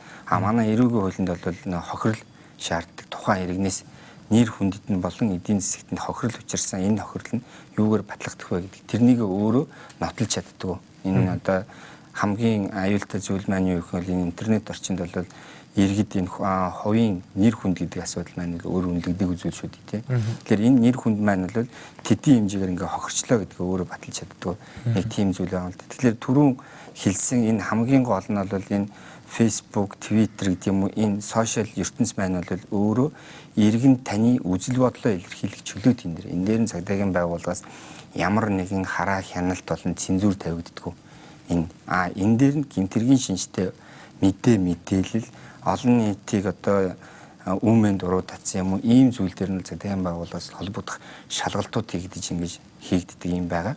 Тэгэхээр энэ өөрийн чөлөөт энэ дээр бас иргэд бол хүндлэх зайлшгүй шаардлагатай. Энэ хувь хүний ёс зүйтэй холбоотой асуудал л да. Ер нь бол тэгэхээр бас бие бинийгээс ор үндэсгүйгээр гүтгэх, доромжлох энэ зүйл маань бол хувь хүнийхээ хувьд тухайн мэдээлэл нийтлэг гаргаж байгаа үндэ бол бас ёс зүйгүй юм хандлага л та. Энэ ямарваа нэгэн иргэнийг гаргасан гомдол мэдээлэл бүрийг бол цагдаагийн байгууллага бүртгэн авч энэ дээрийн шалгалтын ажиллагаанууд маань хийгддэг. Ялангуяа бол сая энэ 2016 оны сонгуулиудаар бол энэ иргэд энэ сонгуульд нэр дэвшиж байгаа болон бусд иргэд бол энэ гүтгэлээ гэдэг энэ мэдээллийг бол цагдаагийн байгууллагууд нэлээдгүй өгсөнийхэн дагуу 600 гэлүү 60000 гомдол ирсэн гэж шалгалтуудыг бол хийгдээд ингээд хийгдсэн юм байна. За тэгэхээр нэр нүрээ нууцсан одоо цахим хаяг одоо таны гэр бүлийн хүннийг ч юм уу те одоо зургийг ингээд өөрчлөөд за тавиад за танаа хүүхдийн ангийнхан тэрийг үзлээ гэхэд бол иргэн бол тэрийг нотлоход бол тийм муухай байдалд хүн орох юм бол яаж иргэний хамгаалах вэ гэдэг л асуултыг би эргээд танаас бас сонирхно. Тэгэхээр хохирол бол хувь хүн дээр бол нэр хүндээ яаж хөрснгийг нотол гэдгийг бас цагдаа болон шүүхтэр бол процесс дээр бол тайлбарладаг гэдгийг бол бид нэр гэр бүлийн хүчирхийллийн хууль бусад бүх юмн дээр бол хохирол заавал бэжж ирүү үсэх ёстой гэдэг. Тэгэхээр болор Эрдэнэ редакторын бичсэн нийтлэл дээр бол манай арчил хохироод байна гэж та бас тийм санаа оруулсан байсан. Тэгэхээр манай арчил яаж хохироод байна? Энэ хурамч мэдээллээр за олуулаа нийлээд хүнээс мөнгө аваад хин нэгэн улс төрчийг энэ муухай, энэ хулгайч, энэ мөнгө авдаг гэд бүгдээрээ нийлээд бичлээ. Яаж чадгаа амьдрах гэдэг шүү гэдэг дээр энэ дээр манай арчил яаж хохироод байна гэж та харж байна. Миний бодлоор ийм байгаа. Одоо ахаал мэдээлэл гэж юу вэ гэдэг рүү орохоор мэдээлч одоо чинь би ганцаараа нэг юм ярьлаа. Өөр нэг хүнийг юм ярьлаа. Бүгдээрээ нэг янз бүрийн ярьсаар байгаа ч бүгдээрээ нийлээд манай улсын сэтгэлгээний тий одоо хандлагын ч юм уу ингээд орчныг бүтээж авахгүй. Тэр дунд болохоор зэрэг сөрөг мэдээлэл юм уу ямар нэг санааг мушгингуй уйлж хэрэгэлсэн тийм ээ. Эсвэл одоо ардчил гэдэг юм уу хүний эрх хэрэгчлөө гэл тий хамгийн одоо энэ нийгмийг барьж байгуулж явахад үн цэнтэй үнэлэмжтэй байх хэвээр мэдээллүүдийг дандаа буруу талаар нь хэрэглэсээр байгаад эргээд нөгөөдөг чинь угаасаа ямар одоо утгатай байсан тий ямар үнэлэмжтэй байсан гэдгээ нэгд бол ингээд тэр үнэлэмжүүдийн анхны утга нь балиж эхэлдэг. Тэгээд ирэхээр зэрэг бид нар өөрсдөө эрүүл сэтгээд тийм ээ тэрийг анхны утгаар нь хэрэглээд илүү сайн сайхан зүйлийн төлөө хилэлцүүлэг хийх гэдэг юм уу те оюуны баг сэтгэлгээний багаж гэдэг утгаараа утгаа алдаж эхэлдэг. Энэ бол хамгийн том гар зам л да ер нь хувь хүний хувьд бол нэр хүнд бол хамгийн одоо юу гэдгийг хохиролтой тийм ээ тэр эргэж нөхөхийн аргагүй хохирол учруулдаг. Одоо энэ хатуу системээр нөхөхийн аргагүй нийт нийгмийнхаа соёлын ахуй сэтгэлгээний ахуй гэдэг утгаараа бол тийм гарцтай гэж бодож байгаа. Нөгөө талаар бас сонгуул гэдэг энэ сая яригдж байна те. Сонгуул маань 4 жил явдаг. Энэ 4 жилд яадаг вэ гэхээр ингээ ажиглаад тахад яг хуу эрх хүч ардчилсан орн болохоор ордон маань бас ард иргэдийнхээ хандлагыг харж идэг те. Энэ ямар одоо хандлагатай байна гэдгийг хараад идэг. Гэтэл тэр хандлагыг болохоор яадаг вэ гэхээр энэ их агуулга нийлүүлж байгаа, энэ их худлаа үнэн мэддэхгүй их одоо контент нийлүүлж байгаа хэвлэл мэдээллийн байгууллагууд, сошиал медианууд бүрдүүлээд идэг. Тэгэхээр тэндээс эрүүл бус хандлага нийгэмд очиод нийгэмс ямар нэг бодлогын чигтээ юм дээр эрүүл бус одоо хүсэл те тусангууд тэр нь эргээд манай хөгжлийн болох тусаад эргээд энэ бидний одоо ямар нэгэн барьж байгуулах гэж явж байгаа. Тэн дээр ийм одоо бул хар чулуу маягийн юм тэг болоод байгаа ийм юм ажиглагтаад байгаа. За баярлалаа. Тэгэхээр лувсан учир дараагаас болохоор түрүүн би бас сошиал медиа дээр одоогийн байдлаар зохицуулах хороо буюу төрийн мэдээллийн агентлаг ямар зохицуулалт хийж гин одоо байгаа зохицуулалт нь цахим орчинд юу вэ? Нэг хэсэг чинь сошиал медиа хэрэглэгчийг маш олон мянган дагагчтай хүнийг хэвлэл мэдээлэл гэж үзэхгүй юу гэж за манад байтугай баруунд хүртэл хилцүүлэг үсэ блогер хүнийг сэтгүүлч гэж үзэхгүй гэд ингээд маргаан үүсэж байгаад манай шүүх бол зарим нэгэн гүтгэлгийн хэргийг шийдснээр бол одоо практик дээр бид нар бол хувь хүнийг Twitter орчинд гүтгэх юм бол ял авч болох юм байна гэдгийг бол бид хэвлэл мэдээллийн байгууллагаас одоо явсан тэр шүүхийн шийдвэрүүдээс бол ойлгочод байгаа. Тэгэхээр төрөөс аль хэмжээ хүртэл одоо зохицуулж байна. Ямар технологийн аргачлалууд байна? Дөрвөн Галбаатар хуульчийн хэлдгээр одоо том технологийн компаниуд буюу ISP за хүн болгон одоо Univision болон Sky Media-гаар интернет, Mobinet-ээр, Rail нэтээр ингээ интернет орж илоо гэж бодоход цагдаагийн байгууллагад жишээлбэл IP хаягийг нь гаргаж өгөх үйлчилгээ үзүүлэх үү зөвхөн тэр Монголын тагнуул хүчний байгууллагуудад байдаг эрх мэдлүү эсвэл иргэний гомдлоор за хүн одоо ингээд харьяа дүрэг дээр очиж гомдол гаргахад танахаас за энэ IP хаягаар нь хайж үзэж болох юм байна гэдэг хүртэл нь шалгаж болдог уу? Та зохицуулалтаасаа танилцуулах. Харилцаалбын зохицуулах хорооноос 2011 онд энэ тон контентын үйлчлэг эрхлэгч тавьдаг нөхцөл шаардлага гэж баталсан байна. За энэ дотор яг нөгөө захин мэдээллийн одоо үйлчлэг эрхэлж байгаа юм уу тий? Захин хуудасууд, за сошиал олон нийтийн сүлжээнд мэдээлэл хэрхэн яаж оруулах вэ гэдэг энэ зохицуултыг хийсэн байна. За эхлээд бол дотоод буюу одоо мэдээллийн сайтууд дээр ямар шаардлага тавигдах вэ гэхээр тэр чинь нэг нь бол мэдээллийг олон нийтэд түгээж байгаа веб сайтууд буюу мэдээллийн сайтууд нөгөө талаасаа тэрийг уншиж байгаа хэрэглэгч гэсэн энэ хоёр талын харилцааг бол чигд авч үзэх хэрэгтэй. Тэгэхээр хэрэглэгч талаасаа бол хэрэглэгч бол дурын нэрээр мөн дурын одоо өөрийнхөө захин хаягийг бол үүсгээд сэтгэгдэл бичих мэдээлэл бас оруулах тэр болцоог нь бол тэр нөхцөл шаардлагаараа бол хэрэглэгчийн зүгт бол олгож өгсөн байгаа. Энэс өөр ямар нэгэн хязгаарлалтыг бол хийж өгөөгүй. Гэтэл захин хуудсан дээр яах ёстой вэ гэхээр хамгийн ихэнд бол тухайн сэтгэгдэл оруулж байгаа хэрэглэгчийн IP хаягийг бүтнээр нь олон нийтэд ил гаргах ёстой. Энэ нь эргээд тухайн хэрэглэгчийн өөрөө бол холбогдох хаягийг бол тодорхойлох нэг боломж гэж харж байгаа. Хоёрдугаарт нь тухайн захин хуудасд бас шаардлага тавьж байгаа. Өөрөө бол гүтгэлгийн гуйлсан худал хуурмаг мэдээлэл эсвэл их сурвалжгүй мэдээлэл оруулсан бол тэр захин хуудсыг эрен сурвалж олохтой холбоотой тухайн захин хуудсууд бол өөрийнхөө хаяг захирлын нэр утас за мөн бусад холбогдох мэдээллүүдийг бүр нүүр хуудсанда тохиолж тавих хэрэгтэй гэдэг гэж байгаа. За дараа нь бол харилцаалбын зохицуулах хорооноос бол харж хасаалт гэж гарч ирсэн. Өөрөөр бол эрх зүйн болоод оюуны өмчийн зөрчилтэй захин хуудсуудыг бол бүртгэж хаах энэ хэмжээнд хийж байгаа. Тэгэхээр өнөөдрийн байдлаар бол зохицуулах хорооноос бол нэг 590 орчим хуудас захин хуудас хаагдсны 30 нь бол яг ийм эрүүгийн ч юм уу эсвэл гүтгэлгийн юм шин чанартай хууль эрх зүйн хувь зөрчилтэйгээр хаагдсан ийм захин хуудас байж байгаа. За баярлалаа. Тэгэхээр хар жагсаалтан дээр бас садар самууныг сурталчилсан сайтууд бас орсон байдаг юм байлээ. Тэр жагсаалтыг орж бас харж байсан. Тэгэхээр нүүдэл шийдэл нэвтрүүлэг маань өнөөдөр магадгүй сошиал медиа хэрэгэлдэг хүн болгонд за сонгуул өгдөг хүмүүст одоо бүгдэнд нь л хэрэгтэй сэдвэр хилцүүлэг хийж өгнө гэж бодож байна. Тэгэхээр хурамч мэдээлэл хилцүүлэг маань эсрэг хугацааны сурчлагын дараа үргэлжилнэ. За нүүдэл шийдэл нэвтрүүлэгтээ цуг байгаа үзэгчид болон Facebook хэрэглэгчтэй баярлалаа. Тэгэхээр яг завсарлага авахаас өмнө би харилцаалбын зохицуулах хорооны зохион очир даргаас бас ямар зохицуулалт байгааг сонирхсан байгаа. Тэгэхээр одоо хувь хүмүүс өөрийгөө яаж хамгаалж болох вэ гэдгийг Эрдэнэтер сэтгэл зүйчээс асуумаар байна л да. Сошиал медиа хэрэглэхгүй байвал за дөнгөж нэвтрүүлэг орохоос өмнө энэ сэдвэр бас уянгаа гэж Twitter хэрэглэгч ёс зүйгүй хүмүүсийг телевизүүд зочноор урьсаар байна уу тэгвэл үзэхгүй байж бойкотлохоос гэдэг сэтгэл битсэн байсан. За хүн өөрөө сошиал медиагаас өөрийгөө ингэж хязгаарлая гэхээр манад болохоор нөгөө цахим худалдаа, за цэцэрлэгийн багш нарын эцэг эхчүүдийн групп, анги хамт олонны групп, за бизнесийн харилцаа, цахим редакц гэдэг бүх юм сошиал медиаг бол бидэнд монголчууд маань бол маш мундаг хэрэгжилж байна. За бараг гадаадад хэрэгжилж болох хөлбруудаас өөрөөр хүртэл хэрэгжилж бид нар одоо олон юм дээр манлаасан гэдгийг хэлээд одоо хоёр жишээ дуртахад Лондонгийн Олимп дээр хамгийн их цахим уухай үүсгэсэн хүмүүс бол монголчууд байсан. Бас иргэдлийн ярих хэрэгтэй байх. За сая бид нар Мисс Баяр цэцгээ бол бид нар бол 3 сая хүнтэй за нэг 2.2 сая смарт утастай гэхэд бол бас гайхамшигтай дэмжиж одоо бас зарим нэг шалгууруудад нь монголчууд чанга шүү гэдгийг харуулсан. За тэгтээ энэ чанга чимээн дотор яаж сэтгэл зүйн эрүүл мэндэ хохироохгүй өөрийнхөө нэр хүндийг хохироохгүйгээр авч явах вэ гэдэг дээр одоо та бол юу гэж зөвлөх вэ? Тэгэхээр үнэхээр мэдээлэл гэдэг бол хүний сэтгэл зүйд хамгийн түрүүнд нөлөөлдөг. Улмаар цаашлах юм бол тэр чинь сэтгцийн буюу бие махбодын эрүүл мэндэд шууд нөлөөлөх тийм хэрэгсэл байгаа. Үгээр хүнийг алчж болдог, ангаачж болдог гэдэг шиг. Одоо яг миний өөрийн эмчилгээний багжуудын гол бол үг. Тэгэхээр ямар үгийг хизээ хаана яг ямар зарчмаар яаж ашиглах вэ гэдгийг бол би маш сайн тунгаан бодож өгүүлбэрээ зохиож хэлдэг.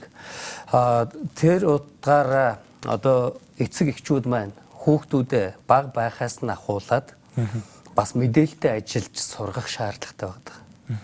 Яг хаанаас ямар мэдээллийг авахын, ямар нь зөв байдгийг. За яаж сошиал нэтворкт орохдоо пассворттэй өөрийнхөө тухайн мэдээллийг хүнд өгөхгүй байх уу? Ямар мэдээллийг байршуулах уу, байршуулахгүй байх уу? За мэдээлэл уншлаа гэхэд үнэн худлааг нь ялгах, салгах чадвартай болгох. Нөгөө талаар хүүхдүүд за оюутан залуучууд ч гэсэн насанд хүрэх ч гэсэн сэтгэл зүйн дархлааны ойлголт байх хэрэгтэй. Бие махбодын дархлаа гэдэг шиг ярьдаг шиг өнөөдөр харамсалтай сэтгэл зүйн дархлаа гэдэг төдийлнөх ярьдаг л да. Гэтэл бага наснаас сэтгэл зүйн дархлаатай иргэн бол ямар ч мэдээллийг тунгаагаад зөвийг аваад ашиглах хэрэггүйг нь хаях чадвартай байдаг. Үнэн худлыг ялгах чадвартай байдаг. Гэтэл мэдээлэлтэй ажиллаж чаддгүй тийм боловсрол чадварыг эзэмшээгүй хүмүүс бол орж ирж байгаа бүх мэдээллийг үнэн зөв гэдэг байр сууриас хүлээж авдаг. Гэтэл тэр мэдээлэл нь эерэгч байна уу, сөрөгч байна уу? Тухайн хүний сэтгэл зүйд шууд нөлөөчдөг. Эерэг буюу сөрөг стресс үүсгэж яадаг. За нөгөө талаар ямар нэгэн байдлаар донтуулах, сэтгэл хөдлөлт нь нөлөөлснөөр өөрөөсөө хамааралтай болгох. Яг цаашлах юм бол тэр тухайн хүний сэтгэл зүгээр нь дамжуулж тэр хүний төрх үйл буюу хийж байгаа үйлдэлт нь нөлөөлдөг. Магадгүй зах хэмжээний худал хуурмаг мэдээлэл дээр үндэслэн гэмт хэргүүд тэрэнд оролцсон хүүхд залуучууд маань бас хуурамч мэдээллийн золиос болсон байж байгаа. Дархлаа хүүхэдтэйгээ ажиллах гэдэг бас гол саналуудыг хэлж байна. Тэгэхээр инх жаргал гэдэг Twitter хэрэглэгч эхний сэтгэгдэлгээ түрүүний таны хэлсэн зүйлийг өндөр байдаг тул худал мэдээлэл цацсан бол залруулахдаа 3-5 дахин илүү цацах хэрэгтэй гэдэг саналыг хэлж байна. За тэгэхээр хар пиарын мөн чанар ерөөсөө үнэн худлаа нь хамаагүй өрсөлдөгчийн талаар муу мэдээлэл цацчихдаг.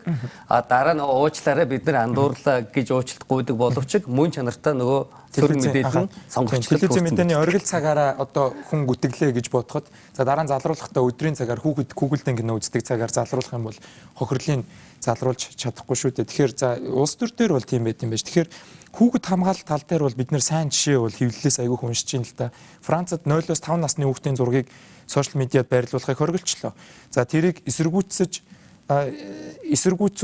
бүр маш өндөр дүнтэй торгуул тавина гэж юм. За хүүхэд хамгаалалт тал дээр бол харилцаа холбооны цэцүүлэх хуруу маань 2-3 сайт Happy Webs гэдэг ингээд бид нар мэдээгээр бол ингээд cyber safety гэдэг цагдаатай хамтарсан ингээд ийм мэдээллүүдийг гаргаад бид нар аль болох эцэг эхчүүдэд мэдээллийн хүүхдээ яаж хамгаалах вэ? Хүүхдийн зургийг сошиал орчинд оруулснаар танаа хүүхдийн чинь хаана байгааг нь мэднэ. За гэмт хэрэгтэн хэрвээ ажиглаж байгаа бол за дээрэс нь хүүхдийн чинь хаагур явдгийг харчин тий. За дээрэс нь тэрийг буруугаар ашиглаж болно. Тэгээ дээрэс нь бид нар Twitter, Facebook-ийн хүмүүс уншилгүйгээр yes гэж цаашаагаа явдаг. Нөгөө гэрээн дээр таны зурагчин захим орчинд оруулснаас хойш таны өмч биш болно шүү гэд. Хүүхд хамгаалалт тал дээр энэ гайгүй зохицуултууд барууны орнууд бол маш хүчтэйгээр өөрийгөө хамгаалах чадваргүй хүмүүсээ ингээ хамгаалаад эхэлж байна л да. Тэгэхээр түрүүний одоо байгаа зохицуултаас гадна ямар шилдэг туршлагууд явж байна. Галбаатараас бас fake news буюу энэ хуурамч мэдээлэлтэр одоо бол олон улсын мэдээ харж байхад бид бүр үнний дараах гэж яриад байгаа. Post truth буюу post pravda гэдэг бүр тийм мөчлөгт нийгмээрээ дэлхийн нийтээрээ орчлоо гэдэг. Тэгэхээр үнэн технологи хамгаалж чадах уу? За үнэн технологи хамгаалахыг зорж байгаа юм байна. Өөрөөр өмнө хэлсэн хиймэл оюун ухааны хүрээнд бол хуурамч мэдээллийг үл ингээд таниад байна. Илрүүлээд. Гэхдээ үнэн мэдээллийг одоогоор таних боломжгүй байна гэдээ хэлсэн байлээ. Өөрөөр юу үнэн мэдээлэл гэдгийг хэлэх вэ гэдгийг бас тодорхойлоход төвөгтэй. Тэгэхээр хүүхд хамгааллын сэдврөө ороход бол сөрөг утгатай мэдээллийг ерөнхийдөө эцэгчүүд бол муу мэдээлэл, буруу мэдээлэл гэдэг ойлголт байдаг. Гэхдээ эерэг мэдээлэл бишиг ойлголт төрөх тэр мэдээллүүд бас энэ фейк ньюс буюу хуурам мэдээр орох боломжтой байна. Өгвөл гол нь төр төс мах шинж юм л да. Тэгэхээр бол мэдээллийг зөвхөн эрэг сөрөг гэдгээр нь өнгөс зүгнэхгүйгээр гол нь тухайн мэдээлэл хэр бодиттой вэ гэдгийг эцэгчүүд сайн мэддэг байх хэрэгтэй байгаа юм л да. Тэгэхээр бол хуурамч мэдээлэлтэй тэмцэх хүүхдэд хамгаалахны гол арга хэрэгсэл нь тухайн мэдээлэл тоогоо орох шаардлага байд юм байна л. Өөрөөр тухайн мэдээллийг шеэрлснээр, комент бичснээр реакц үзүүлснээр тухайн мэдээллийг бас түгээгээд даалт нэг хэлбэр болчихоо. Тийм учраас та өөрийнхөө ихтгэл өмчлүүлснээр энэ мэдээлэл бол хуурамч гэж үзэх юм бол тэр мэдээлэл тоохгүй орчих хэрэгтэй байна. Дараа нь бас тухайн мэдээллийг орхиос гадна тэр устгуулах тийм арга хэмжээнүүдийг авч болно л да. Тухайлбал Facebook дээр байгаа хуурш мэдээллийг Facebook руу өөтнө репорт хийгээд устгуулах тийм боломжууд байгаа. Дараа нь бас зөвхөн одоо устгуулах энэ төр алхмаар зогсохгүйгээр нь хуурш мэдээллүүдийг бас олон нийтэд одоо танилцуулах ч юм ийм мэдээллүүд ерөөхдөө хуурш байдаг гэдгийг таниулах шаардлага байдаг юм.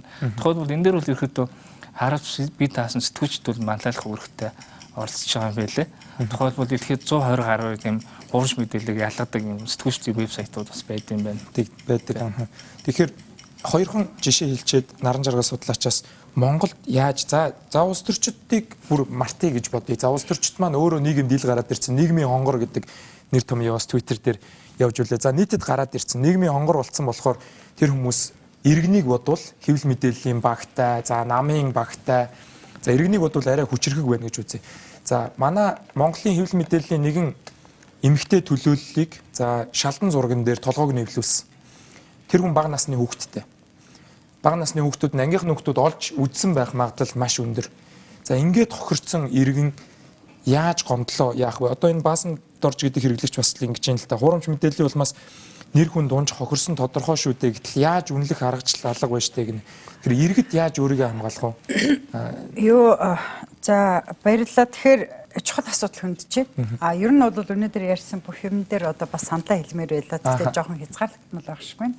Цаг дээ. Тэгэхээр хамгийн нэгдүгээрт нь шүү дээ тийм ээ. Хуурамч мэдээлэл, нэр төр, одоо гутаасан инээдрэтэй холбоотой энэ мэдээллүүд шүү дээ тийм ээ. Гэмт хэргийн шинжтэй биш бол энэ бол эргэн хоорондын маргаан битгэх. Эргэн хоорондын маргаан. За нэгдүгээрт нь энд бол хамгийн гол юм бол шүү дээ тийм ээ.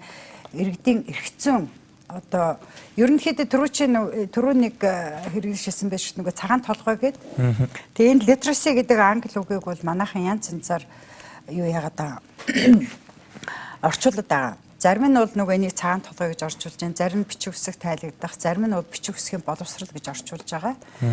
Тэгэхээр энэ нэгдүгээрт нь эрхцэн одоо бичиг үсгийн боловсрал, эрхцэн цагаан толгойд тайлагдах асуудал.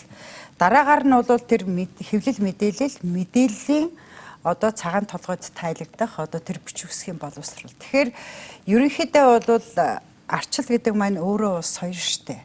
Энэ соёлыг ингэж хараа байнга ингэж араас нь дагаж ингэж хайрлж инэрлж юу яаж байхгүй бол энэ маань юу штэ тийм ээ амархан гаждаг юм а гэдгийг бол өнөөдөр одоо бараг солиорч байгаа дэлхийн ертөнцийн энэ байдлаас харж болно гэж хэлий хатуухан шиг. За тэгэхээр Монгол улсад юу гэхээр Монгол нийгмийн соёлын бодлого байхгүй. Өөрөөр хэлэх юм бол юу зөв юу бурууг шүү дээ тийм ээ хэн зааж өгөх юм. Одоо гэртээ эхнэр нөхөр хоёр шүү дээ тийм ээ бүр хамгийн муухай үгээр бие бинийгээ хилдэг тийм гэр бүлийн соёлтой үгэнд бол шүү дээ тийм ээ тэр муухай үгнэд чинь хүүхдэд бол хэвэн байгаа даа. Өөрөө тэрийг сошиал медиад ирэхэд нийтийн талбарт очихороо би энийг муухай үг хэлж гин гэж бодохгүй. Тэгэхээр энийг хэн сургах юм?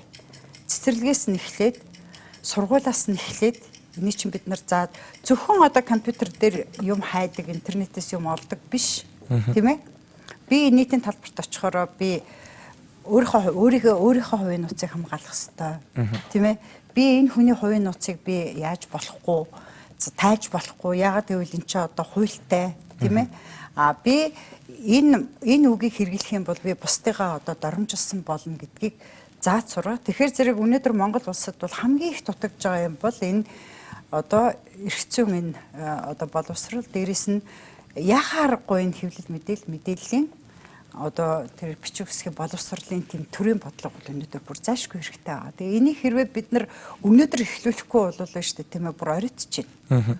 Оройдож байгаа. Тэгэхээр энэ бол ЮНЕСКОгийн хөтөлбөрлөлтөө том хөтөлбөр. Манайд бол хамгийн одоо их хоцрогдонгүй байгаа юм том хөтөлбөр одоо тийм хөтөлбөрийн нэг байгаа. Яг хэвлэлийн хүрээлэнгийн хийсэн санаачлагууд бий.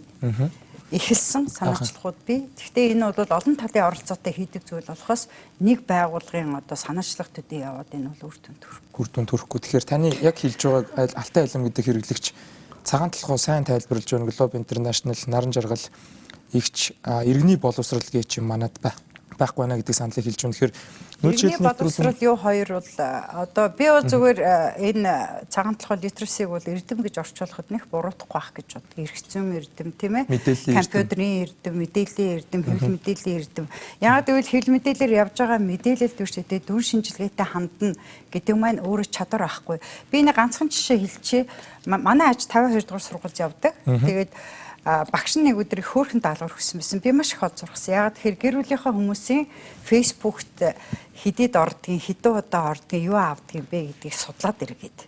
Тэгээд тэр маань тэгэхээр тэр болор туяа гэдэг багш байсан. Би бүр энэ боломжийг ашиглаад бүр юу талархал илэрхийлье гэж бодсон. Амьдрах ухааны багш. Тэгэхээр тэр багш бол маш зөв зам дээр явж байгаа байхгүй. Ганцхан тэр багшд байна шүү дээ, тийм ээ. Яг энэ эрдэмч юу хэлээд байгаа, энийг сурагчдаа яаж ойлгох вэ гэдэг тийм сургалт. Энэ бол боловсролын одоо яамны манай боловсролын хүрээлэнгийнхний бүр зайлшгүй маргаашнаас эхлээд хийх хэрэгтэй байна. За тэгэхээр домогт итгэгч гэдэг хэрэглэгч маань хуурамч мэдээ тарааж нэр хүнд гутаасны торгуулийг нэмэх хэрэгтэй байна гэдэг саналыг хэлсэн байна. Тэгэхээр нүүдэл шийдэл нэвтрүүлгийн сүүлийн 30 минут бол илүү шийдэл ярьдаг. Бид нэр та бүхэн маань бас 2 минутад баригдалгүйгээр өөрсдийнхөө шийдлийг танилцуулах боломжтой. Тэгэхээр Washington Post гэдэг сонин одоо Америкийн ерөнхийлөгчөөр сонгогдсон Дональд Трамптай байлцаар байгаад сүүлдээ Дональд Трампын жиргсэн болгоны доотлолт факт чекинг буюу одоо хэлсэн юм нь хэр үнэний орцтой байгааг шалгадаг тийм Google-ийн Chrome extension хийсэн байгаа. За тэр нь бол интернет хэрэглэлээ бага мэддэг үзэгчдэд тайлбарлаж хэлэхэд бол таны хэрэглэж байгаа интернет браузер дээр та нэмээд нэг жижигхэн програм суулгахаар одоо ерөнхийлөгчийнхөө бичсэнийг үнэн худлааг нь доор нь ингээд хөрвүүлээд харчих боломжтой. Энэ бол нэг шийдэл. Нэг редакц маш томоор манлайлж байгаа нэг шийдэл. Тэгэхээр эргээд болор эрдэнэс одоо бас 2 минутад баригдаад тайлбарлаж чадахгүй байсан бол түрүүний асуултаа дахиад асууя л да. Яагаад хамгийн чанга дуутаан сонгогдож болохгүй? Арчлалын зарчим, шудраг усны зарчим алдагдж байна гэж үзэж байна уу? Би нэг ингээд асуултын жоохон юу гэдэг өөр талаас нь эхлээд яриагаа эхлэе гэж бодож байна л да. Юу гэхээр бид хэд ингээд цаг гарын ярилцахдаа нөгөө ярилцлагын маань хилцүүлгийн маань хандлага хаанаас эхлээд байна вэ гэхээр хуурамч мэдээлэл гэдэг юм бол асар ихээр байна гэдэг үндсэл дээрээс бүх хилцүүлэг явж байгаа хгүй. Энэ болохоор надад яг ойрын үеийн жишээ хэм бол энэ утаатай төстэй байна л да. Асар ихээр л нэг утаад явгаар гараад идэг. Тэгээ тэрийг бол бид нар энэ бол ингээ байнгын өгж идэг юм гэж хүлээж авчаад одоо нийлээд үлээ их нь холгүй байгаа хгүй. Хуурамч мэдээлэл бас төстэй. Энд чи хааны газраас гарч байгаа шүү дээ тий. Тэгэхээр зэрэг энийг бид нар юу гэдэг юм одоо сайн мэдээлэл, чанартай мэдээлэл гэдэг маань юу вэ гэдгийг эргэж нэг хараад тий одоо хэвлэл мэдээллийн байгууллагуудын мэдээлэл хизээ чанартай байх юм. Хүний тарих бол одоо яг тарихаа ингээд тарах юм бол энэ чинь нөгөө нэг хэмжээтэй сав учраас хуурамч нь их болохоор сайнаа хүлээж авчихдаггүй тий шахагдчихдаг, дүүрчдэг.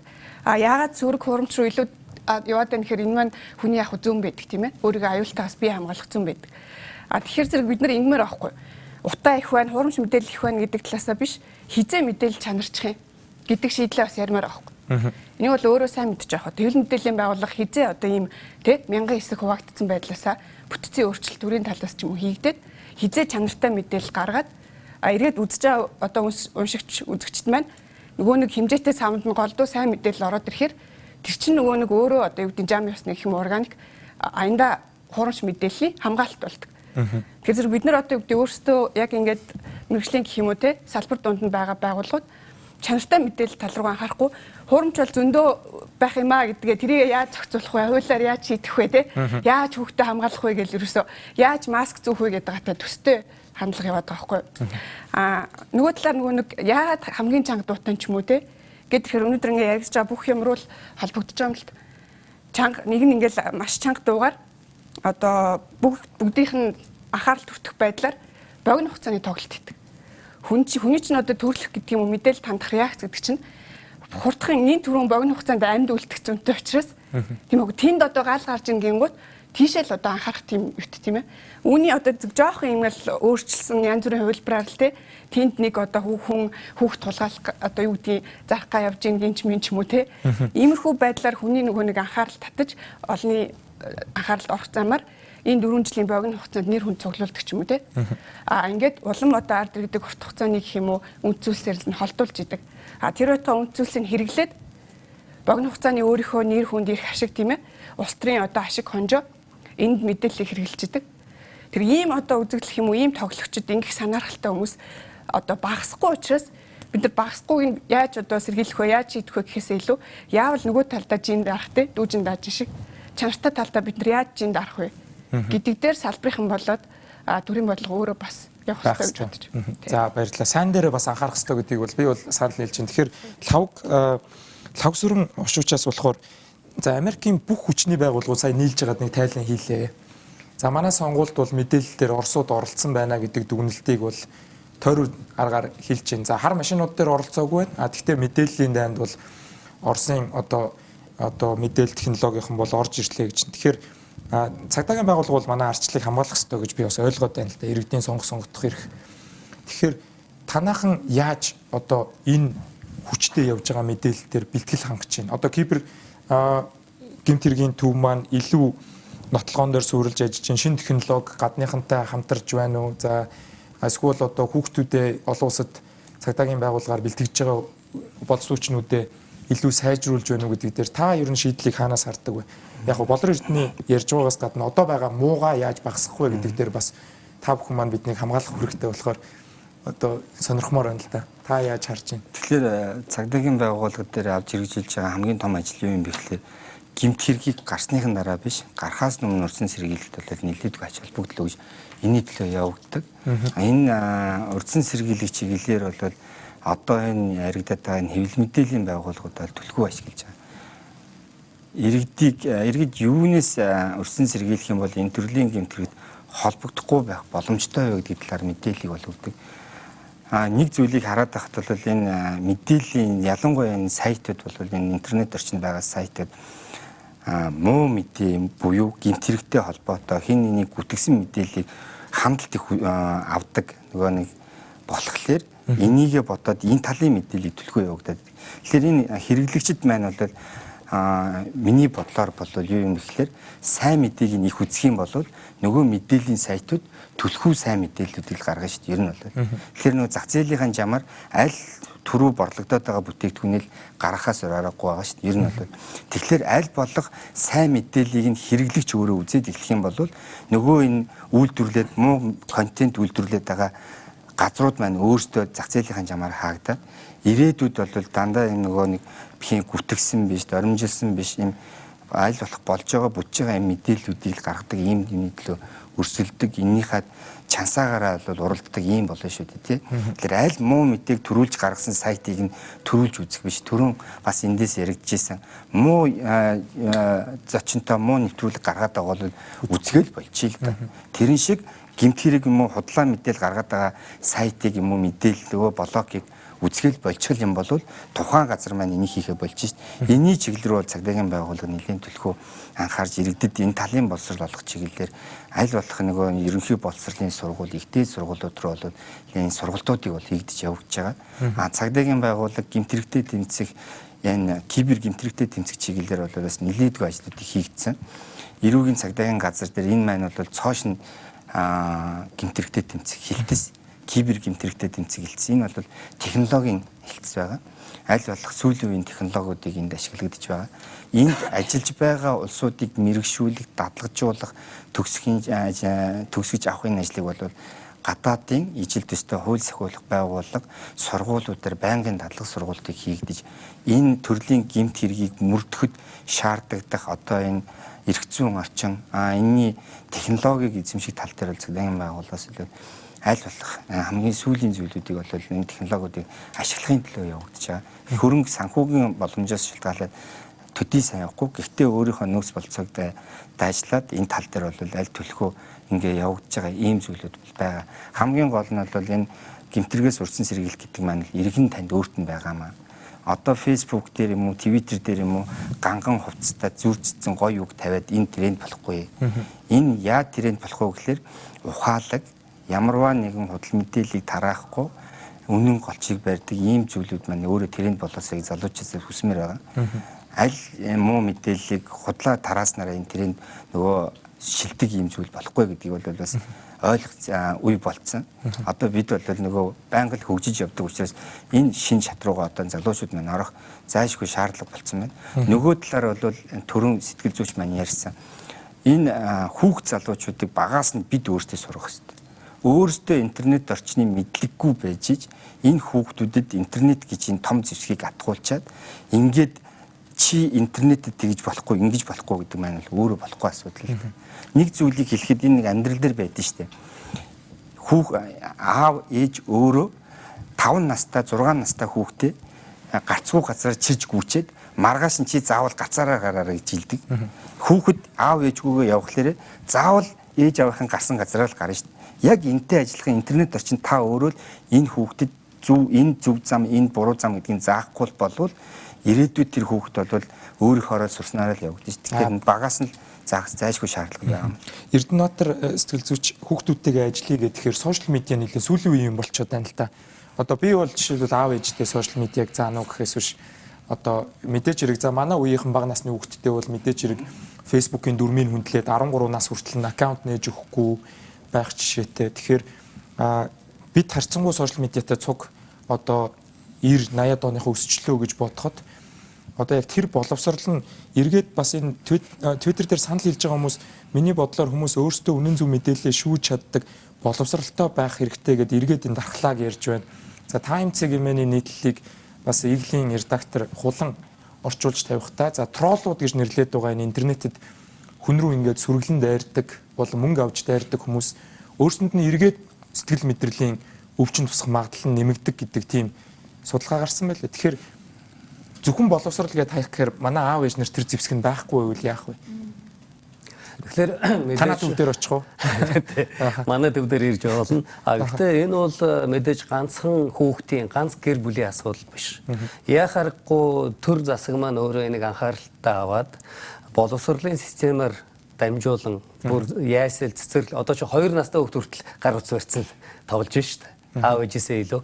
Тэгэхээр яасэл цэцэрлэгийн багш нарыг, сургуулийн багш нарыг цаашлах юм бол дээд сургуулийн багш нарт тэр интернет орчны маш өндөр түвшний мэдлэг боловсрол чадварыг эзэмшүүлэх шаардлагатай болов. За мэдээж за одоо эцэг их болгон зөх хэмжээгээр бол мэдээж интернет орж байгаа сошиал ертөнцид харилцаж байгаа Facebook хуудас бол байж байгаа Twitter ч юм уу. Тэгэхээр за яг одоо настайчууд маань ч гэсэн бас настайчуудын боловсролын түвшин анхаарад тэднэрт энэ сошиал ертөнцийн мөн чанарыг тэнд амьдрах, ажиллах, мэдээлэл авах тэр чадваруудыг нь бас эзэмшүүлэх шаардлагатай болов гэж. Одоо дүүрэг хороо болгон дээр нэг ахмад насны нэг зөвлөгөөд өгдөг штэ. Тэгэх юм бол магадгүй тэд нар маань бас өөрсдийнх нь ач зээнэр ямар ертөнцид амьдарч байгаа, ямар мэдээлэл авч байгаа, хэнтэй харилцаж байна вэ гэдгийг бас мэддэг болчих юм бол шууд хоригдлохоос өмнө магадгүй хамтран ажиллаж, ярилцаж, ойлголцох юм бол энэ бол задорж тухайн гэр бүлийн одоо уур амьсгал бол мэдээж сайжирна. Таны яг хэлж байгаа жишээг Эстонд хөгшчүүд дээр, настайчууд дээр хэрэгэлдэг юм байлээ. Тэгэхээр сошиал медиа хэрэглээд цахим татварын ингээд манай баримтчиг юм ингээд хөгшчүүд бөглөө сурчих юм бол төрөөс нь хөнгөлөөд өгчдөг ч юм уу. Төрийн нэмж өгдөг тийм сургалтуудыг оюутнуудаар хийлгэж байгаа тийм сайн жишээ бас харсан. Тэгэхээр бидэнд бас нэг 10 хэдэн минут үлдсэн байна. Тэгэхээр зохицуулах хороо маань бол IP-нуудыг ил тавьдаг болсон. За сайтын сэтгэгдэл гэдэг зүйл дээр маш их хараал хийдэг байсныг зарим нэг хараалуудыг бас хаагаад за тэрэн дээр бас хэвлэл мэдээлэлээр маш их маргаан үүссэн. За энэ үгийг аль дарган сонгоод байгаа энэ хил зүйчнэр гаргасан юм уу гэдэг. Гэхдээ тэр бол зохицуулалтын нэг алхмуудын нэг мөн үгүй л мөн IP хаягийг ил тавих. Ягаад гэвэл тухайн хүний IP хаяг ил болно гэдэг бас олдох магадлал нь тэр чигээрээ нэмэгдэнэ гэсэн үг. Тэгэхээр за дараагийн шатны зохицуулалтууд одоо юу судалж байна? Одоо сонгуулийн үеэр баримтлах бид нар ингэнэч гэдэг юм уу? Тийм шин мэдээлэл бидэнтэй хуваалцаач. Эсвэл иргэдийг хамгаалах ийм алхам хийж байна ч гэдэг. За харилцаа холбооны салбарын хөгжил маань бол нөгөө иргэдийг мэдээлэл олж авах, за мөн үгээ хэлэх эрх чөлөөг бас илүү их шат ахиулсан гэж ойлгож байгаа. Тэгээ иргэд маань ч тэгэхээр за хэвлэл мэдээллийн байгууллагт маань ч тэгэхээр за ялангуяа хэвлэл мэдээллийн байгууллагыг бол 4 дахь засаглал гэж байгаа шүү дээ. Гэтэл нөгөө 3 засаглал бол хууль тогтоох, гүйцэтгэх, шүүх эрх мэдлийн засаглалыг болохоор хариуцлагатай бай гэд хэвлэл мэдээллийн засаглал нь ч тэр иргэд нь ч тэр шаарддаг. Гэтэл яг өөрөөсөө бас тэгж хариуцлагатай байж чадж байгаа нүг гэдэг дээр бас эргэлзээд байгаа. Тэгээ түрүүн наран жаргал судлаач хэлжсэн энэ бол нэг байгууллагын ч юм уу нэг хэсэг хүмүүсийн хийх ажил бол биш, хамтын шийдвэр, хамтын шийдлээ олох. Зөвхөн журмалж эрх зүйгээр ч гэдэг юм уу эсвэл хууль цаазаар далаалах асуудал биш. Гарцын хамтаараа нийтээр хилцэж гаргах энэ асуудал. За зохицуулах хороонд бол сүүлийн одоо 3-4 сонгуулиар бол энэ хэвлэл мэдээллийн сонгуулийн үед хэвлэл мэдээллийн салбарт бол хяналт тавих, мониторинг хийх чиг үүрэг бол сонгуулийн тухай хуулиуд бол сууж ирсэн. За хамгийн сүүлийнх нь бол 2016 оны их хурлын сонгуул дээр бол хэвлэл мэдээллийн хэрэгслээр сонгуулийн сурчлагын цагийн хяналт, за тэгш хуваарлт дээр бол хяналт тавигдсан байгаа. За сошиал медиа дээр тавигдаж өгсөн. За сошиал медиа буюу Facebook, Twitter, за бусад YouTube ч гэх юм уу энэ бол ороогүй. За дээрэс нь энийг бол бас харилцаа холбооны зохицуулах хороо бид нар шууд эрх зүйн чадамжаараа бол энийг бас хаах, хязгаарлах энэ боломж бол байхгүй байгаа. Олон улсын гэрээний хатуу зохицуулалт хийгдээд явах юм бол энийг бол одоо чинь хаах. Гэтэл манай барьж байгаа зохицуулалтын бодлого чиг хандлага маань бол арай зөөлөн зохицуулалтаар хийж байгаа. Гагцуу зөвхөн дотоодын захин хуудсууд дээр одоо бид нар л ажиллаж байна. За энэтэй холбоотойгоор 2016 оны сонгуул дээр бол нэг 5-6 сайтууд дээр бол шударга өрсөлдөөний асуудал эрхэлсэн төрийн захиргааны байгууллагаас дүгнэлт нь гараад зохицуулах хороо бол хаасан тодорхой хугацаанд төдөлцүүлж. За энэ 2017 оны ерөнхийлөгчийн сонгуулийн хууль одоо яг хэд хилцэгдэж байна. За энэ дээр бол бас энэ цахим хуудас, веб болон блог, за мөн олон нийтийн одоо нөө сүлжээний гээд байгаа Facebook гээд энэ асуудлаар бол хуулийн за би буруу санааг бол 48 дугаар зүйл дээр эсвэл 84 дугаар зүйл дээр илүү орж ирж байгаа. За өнөөдөр зохицуулах хорооноос бол энэтэй холбоотойгоор бас их хурл руу бид нар бол тодорхой саналаа бол ямар зохицуулж гарч ирж байгаа бол нууц зөвшөөрөл мэдээж иргэн бол ер нь бол яг нэр дэвшигчд бол өөрсдийн сурчлагын захим хуудастай байна. Түүнээс гадна олон нийтийн мэдээллийн захим хуудасаар тухайн нэр дэвшигчийн зураг, ураа, за нэр дэвшигчийн намтар энэ талын мэдээллийг бол мэдээлнэ. Тэр мэдээллийг захим хуудасаар вебсайтаар дамжуулах гэж байгаа бол тэрийг бол харилцаа холбооны зохицуулах хороонд бүртгүүлнэ. За мөн сошиалор буюу одоо олон нийтийн сүлжээгээр сонгуулийн сурчлагаа одоо дамжуулахтаа бол ёс зүйг бол баримтлана гэсэн ерөнхий үгээр орсон. За энэ нь зөрчигдвөл харилцаа холбооны зохицуулах хороо арга хэмжээ аавна гэж байгаа. Гэтэл эргээд нөгөө хуулийн зохицуулалт нь тэр ёс зүйн зөрчил гаргана гэдэг нь яг ямар кодтой, ямар хэмжүүртэй, хаанаас хэн тодорхойлох гэдэг нь бас их тодорхойгүй байна. Улсын сошиал медиагийн ёс зүйн код гэж одоогоор бол сэтгүүлчдэд байдаг шиг ёс зүйн хэм хэмжээ одоогоор байхгүй байгаа шүү дээ. Тийм байхгүй байгаа. Гэхдээ тэр олон нийтийн сүлжээ болоод Монгол Улс үйл ажиллагаа явуулж байгаа мэдээллийн захим хуудасаар одоо гүтгэлгийн юм эсвэл худал мэдээлэл тараас нь цагдаа болон шүүхийн байгууллагаар тогтоогдсон тохиолдолд харилцаа холбооны зохицуулах хороо арга хэмжээ авч байгаа. Энэ нь эргээд сөрөг. Эргээд цаг хугацаа алдаад нөгөө мэдээллийн худлаа мэдээллийн мөн чанар нь үйлчлээд хохирол нь үүсээд эргээд нөгөө авах арга хэмжээ гишүүн болцсны дараа гомдлон шиг энэ бас юм сөрөглөл зүйл харж байгаа гэдэг талаас баярлалаа. Бидэнд бас 9 минут үлдсэн байна. Тэгэхээр Наранжиргаас судлаачаас өөрийн зохицуулалтыг би бас сонирхон. Гэхдээ яг тэрнээс өмнө Галбаатараас одоо хувь хүн өөрийгөө гүтгүүлсэн, за занал хийлэлд өртсөн болон ийм дайралтанд сошиал медиагаар өртсөн гэдгийг нотлох ямар аргачлалууд байна? Одоо жишээлбэл одоо ISP-гаар нь хайж болно. За нэр нүрээ нуусан аккаунт байлаа гэхэд тэр байгууллагыг за хуулийн байгууллагад өгж болох юм байна. За өөрөөр ямар арга байж болж байна? Үндэсний дата төвөөс тодорхойлт гаргуулж авах уу? Тэ? Энэ дэр тэгэхээр хамгийн ихний нотлох баримт бүрдүүлэх ажиллагаа бол тэр скриншот буюу зургийг нь авах хэрэгтэй. Тэр нь ансар өдөр болон линктэй авахгүй бол линкэнд солиод тэн дээр өөр мэдээлэл тавьчихдаг ч юм уу. Дараа нь өөрөө тэрийг нотлох баримт гэдэг өгөхөөр линк дээрх мэдээлэл нь өөрчлөгдсөн, баг өөрөө гүтгсэн асуудал руу орчдөг учраас хамгийн түрүүнд компьютер дээр бол нөө print screen гэдэг тавьж байгаа шүү. Тэргээд арчин гар утсан тэр мөн скриншот хийх юмнууд аргууд тэр бол хамгийн нэгдүгээр арга. За хоёрдугаар бас таньдаг найз нөхөд одоо мэдэх хүмүүстэй хэлэх хэрэгтэй л доо. Зөвхөн өөрөө мэдхээс гадна одоо ойрон гэсэн хүмүүстэй хэлснээр тэр нь өөрөө дэмжлэг болон гэрчийн мэдүүлгээр бас оролцох боломж байдаг. Мэдээж технологийн зохицуултууд бол байгаа. Шинжээчийн дүгнэлт гаргуулж болно. Нотлох баримт бүрдүүлэх ажиллагаа бол харьцангуй боломжтой. Тэ. Хэрэглэгч уншигчдын хувьд зүгээр одоо миний цаг бас энэ дээр таарах нэг хэлэхэд хэрэглэгчийн хувьд бол нэм 3 аргаар одоо фейк ньюс буюу хуурамч мэдээлэлтэй тэмцэх боломжтой гэж харж байна. Нэгдүгээр хуурамч мэдээллийг бол ялгаж сурах хэрэгтэй байна. Үүний тулд мэдээж ерөнхий мэдлэг сайтай байх хэрэгтэй. Их сурвалжийг сайн харьцуулж үздэг, их сурвалжийн шалгадаг байх хэрэгтэй. Дараа нь болохоор аливаа энэ мэдээлэл сэтгэлийн хөдөлгөөнөөр хандах байх хэрэгтэй. Сонгуульд ашиглагддаг хамгийн түгээмэл арга маань өөр үнэн худал мэдээлэл байх нь хамаагүй заавал зэрэг сэтгэл хөдлөлд автуулах тэр юмд хамгаалдаг учраас сэтгэлийн хөдөлгөөнөд автахгүй байх хэрэгтэй шаардлага юм л та. Дараа нь болохоор хуран мэддэг одоо бусдад дамжуулахгүй байх аль болох бодит мэдээг дамжуулдаг байх хэрэгтэй болчихж байгаа. Манай хуулийн зохицуулалтаар энэ хамтын хариуцлагын асуудал байдаг л та. Өөрөөр хуурамч мэдээлэл одоо бэлтгэсэн этгээдийг дэмжиж шеэр хийгээд бусдад түгээх нь өөрөө тэр үйлдэлд хамтран оролцогч ийм онцлогтой болчихж байгаа. Тэгвэл өөрөө хариуцлагатай байгаад аль болох бодиттой гэж үзсэн мэдээлэл шеэрлэх буюу тэр коммент хийх юм. Ретвит орох уу? Твиттерийн орох уу? Аюултай юм байна. За. Ааха. За тэгэхээр наран жаргал судлаачаас түрүүн өөрийн зохицуулт гэдэг Twitter дээр хүмүүс бас нийлээд ийм ёс зүйн кодтой болоод өөрийн зохицуулт зөөлөн ёс зүйн хэм хэмжээ чинь энэ байна, сайн мэдээлэл гэж энийг хэлнэ гэдэг юм байж болох уу гэж та зөөлөн зохицуулт гэж бас дуурж байсан болохоор сонирхмоор байна л да. Зөөлөн хэм хэмжээ гэж үг хэлдэг. Зөөлөн хэм хэмжээ эргэцэн ойлголт тийм ээ галаа. Тэгэхээр тэр маань бол янз бүрийн одоо тунхаглал тэгээд одоо урайлага энэ төр тийм зүйлүүд шин одоо юу гэдэг эерэг стандарт тийм ээ ерөнхий одоо нийгмийн хэм хэмжээг тогтоосон одоо тийм зүйлүүдийг бол зөөлөн хэмжээ гэж ярьдаг тийм ээ. Тэгэхээр энэ дээр ерөнхийдөө би юу нэг өөрийн зохицуултыг яхаас өмнө би нэг хоёр юм хэлэхгүй бол энэ нэвтрүүлгээс дууга гараад явчих болохгүй санагдаад энэ уучлаарай.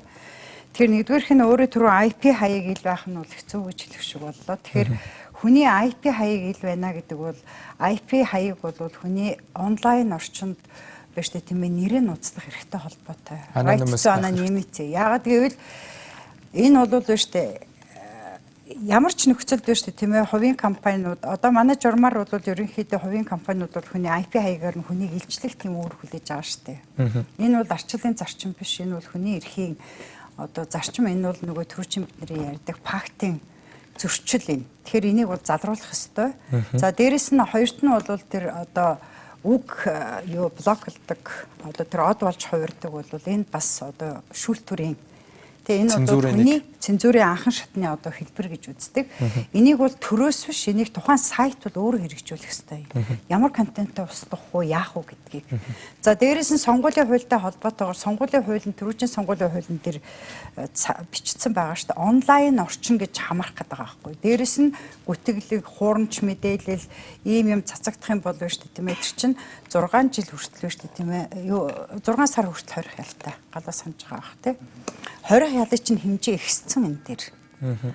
Тэгэхээр одоогийн сонгуулийн хуулийн энэтэй холбоотой зохицуултыг эргэж харахгүй бол болохгүй. За өөрийн зохицуултын хувьд бол Google, Facebook юу гэж хэлсэн гэхээр бид нар бол өөрөөсөө факт чекинг хэрэгжүүлнэ.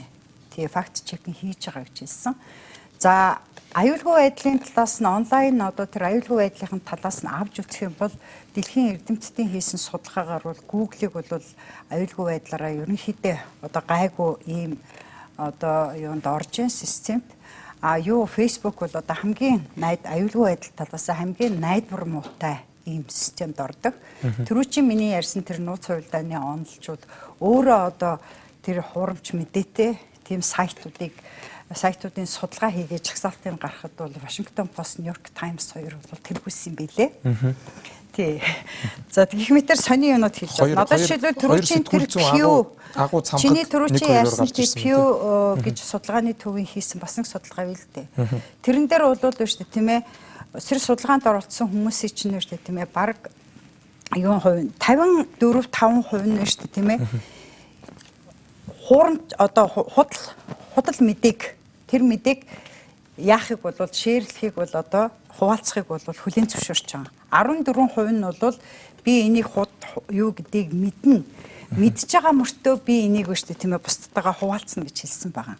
Яадгийн гэсэн. Тэгэхээр тий яадгийн гэсэн байлаа. Тэгэхээр энэ одоо жишээлбэл Twitter-ийн хэдэн сая хэрэглэгч, Facebook-ийн 500-600 сая хэрэглэгчийг бүгдийн ёс зүйнүүдээр зангидах бол энэ бол бараг боломжгүй зүйл.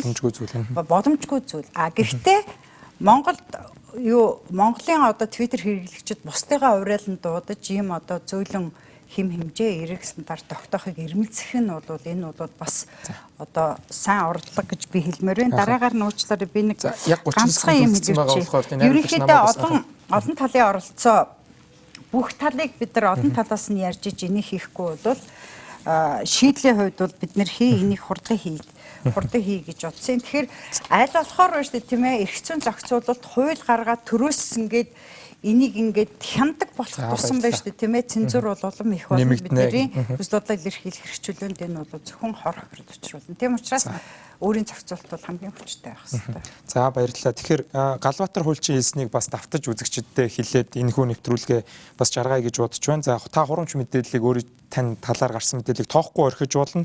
За хурамг мэдээг устгуулах хүсэлт гаргаж болох юм байна. За хурамг мэдээ болохыг хүмүүст ойлгуулан таниулж за бас цааш нь шеэрлэхгүй байх дээр за сэтгэлийн хөөрлөөр бас мэдээлэлд бити хандаарай гэж хэллээ. За хэвлэл мэдээллийн байгууллагууд болон бусад төрөм байгууллагууд, хүчний байгууллагууд хамтарч ажиллах ёстой юм байна. За Snopes гэдэг жишээ нь гадны редакцууд байдаг гарсан худал мэдээг энэ бол хурамч, энэ бол үнэн гэж тавьдаг. Тэгэхээр тийм жишээлбэл хэвлэл мэдээллийн орон зай дээр манай дээр зах зээлийн боломж хүртэл байна шүү дээ. Тэгэхээр та бүхэн нүүдэл шийдэл нэвтрүүлэгт өнөөдөр хүрэлцэн ирж яг өөрөөсдийнхөө ажлын талбар дээр гарч байгаа хүндрэлүүд болон харж байгаа шийдлүүдээс хуваалцсан та бүхэнд баярлалаа. Нүүдэл шийдэл нэвтрүүлэг маань ирэх даваа гарагт үзэгч та бүхэнтэйгээ уулзснаа. Нэвтрүүлэгтээ байсан Facebook хэрэглэгч болон Монгол телевиз үзэгчдтэй баярлалаа.